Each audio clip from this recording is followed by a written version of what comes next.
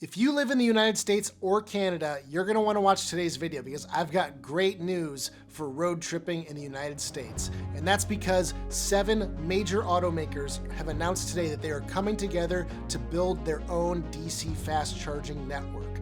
This network will join the likes of Tesla, EVgo, ChargePoint, and the elephant in the room, Electrify America.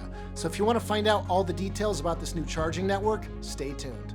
Thanks for joining me for today's video, and like I said, this is awesome news. As you know, road tripping here for a car that's not a Tesla is still kind of hairy sometimes. There's still a lot of dead zones in the country where you can't get from A to B without possibly stopping at a level 2 charger somewhere. And obviously, more chargers means a better charging experience and really helps with the transition to EVs. So this announcement came out of the clear blue today. Was not expecting this at all, but let's talk about it a little bit. So the 7 automakers that made this announcement today are BMW, GM, Honda, Hyundai, Kia, Mercedes, and Stellantis. Now, if you're kind of scratching your head on that last one, it's only been around for a few years, but that is basically what the name changed to when Jeep, Dodge, Ram, and Chrysler all fell into the Fiat umbrella. So that is their new corporate name, Stellantis. Now, there's not a name for this charging network yet because it isn't really happening until next year. So let's start with some of the big details. So coming in 2024 in the United States, they will begin installing what they hope to have as 30,000 chargers by the year 2030. Now, Canadians, they are saying this will be coming to your market at a later point in time with no date specifically set yet. Now, Tesla claims that they have 17,000 superchargers in the United States. So the fact that they're saying almost double that by 2030, that's a good sign because Tesla's been at this for a decade now and they're still at 17,000. I know they're kind of ramping up the deployment of superchargers across the country, but the fact that they're saying 30K, that's a good sign that they're really serious about getting these out there. And they are going to install these in urban areas as well as along highway corridors for road tripping purposes. So they're specifically calling out that they want to install them on vacation corridors. And I think that's great because personally for myself, with my Ioniq 5 and my teardrop camper trailer, I like to camp out on Cape Cod. And unfortunately, once you get onto the Cape, there's hardly anywhere to charge. Obviously, I'd be taking it to a campground so I could charge, but towing my trailer, my range is going to be significantly diminished. So having more chargers on vacation corridors, something like that, is going to be great. So I'm sure a lot of you are wondering, all these automakers have announced that they're switching to NACS charging standard or Tesla plug, but they've announced that they will be including a CCS, as my Hyundai Ioniq 5 currently has, as well as an NACS cable at every charging station. So whether you have a Tesla, an Ioniq 5, a Rivian, whatever, you will be able to charge on this network, hopefully no problem at all. So they're saying at these charging stations, they will be high-powered DC chargers, hopefully 350 kilowatts at a minimum. And they are saying that, hallelujah, EV drivers deserve overhead shade coverage and protection from the rain as well. So they're saying overhead canopies when they can.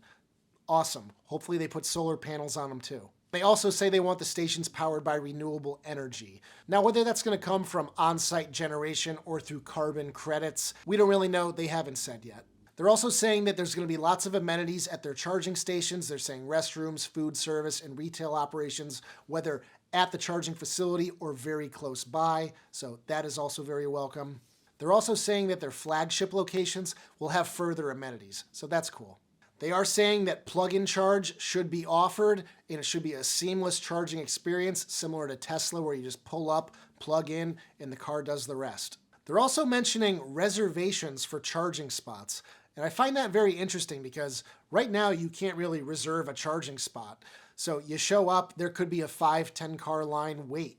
Now with reservations, who knows how they would implement it, but if you're maybe 15-20 minutes out and you know you're going to have to charge relatively soon, maybe you can say, hey, I'm on my way, lock this down for me. Maybe there's a fee associated with that, but it could save you a decent amount of time if you were able to reserve that. I don't really know how they would really implement this though, because if somebody shows up and they don't have a reservation, maybe they try to plug in and it says, sorry, charge your reserve, and then you get angry, ticked off people, but I'll hold reservations until we actually see this implemented. So as you might already know, General Motors and Mercedes-Benz have both already announced that they will be switching their cars to the NACS connector in 2025. So this kind of leaves the rest of this group in this kind of gray area. Is Hyundai, Kia, Genesis kind of doing this because they don't want to change to NACS, and this is a way around that by having their own charging infrastructure? Maybe. We don't really know yet. Hyundai has already said that they are investigating and talking with Tesla about potentially opening up their charging network to high voltage cars like the Ioniq 5, the Ioniq 6, the EV6, the GV60, and the like, because right now those cars cannot charge at their full charging potential because Tesla stations today are only 400 volts, where these cars are all 800 volts. So they get significantly less charging power.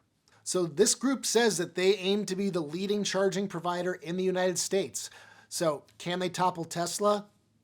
That's probably doubtful for the near term, but can they topple EA? I don't know. That's not a super high bar to pass, considering all the issues that Electrify America currently has today. So I would love to see this network succeed in the best way possible. Hopefully it can get spread really quickly. I personally would love to have a network that Hyundai has some hand in operating, because then you know that your car should work perfectly with their charging network, kind of similar to Tesla's network. It is really nice to see that they are going to continue implementing CCS charging cables at all of these stations, because at this point, we're going to have CCS EVs here in the US that are already on the roads for years to come, kind of similar to the Nissan Leaf and how it uses the proprietary CHAdeMO connector, which we really only see one of at most Electrify America charging stations. So they are dwindling. Eventually, the same thing will probably happen with CCS, unless this is a big, hey, we're keeping CCS for a while, get used to it, we're going to keep installing those chargers. So my raw thoughts on this. Obviously, more chargers is better. The more chargers we can get out on our highway corridors and in major urban areas are really lacking in them as well, the better off we all are.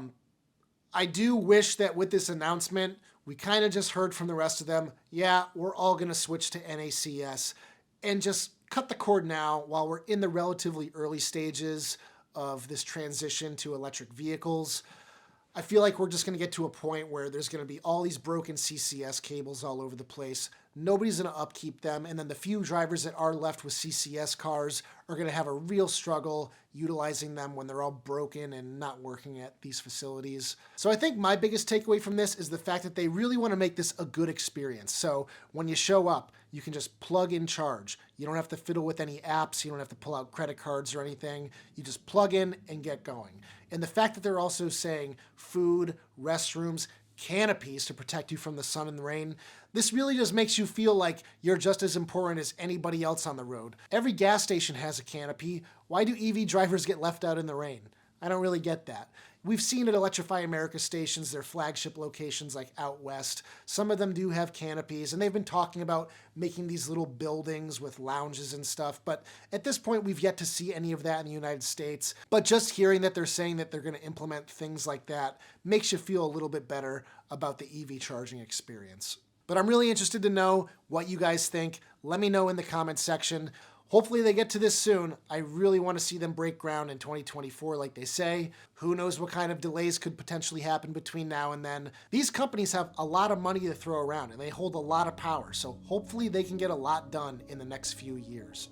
So anyway guys, if you liked today's video, give it a thumbs up, it really helps me out, and I'll see you guys in the next one. Take care everybody.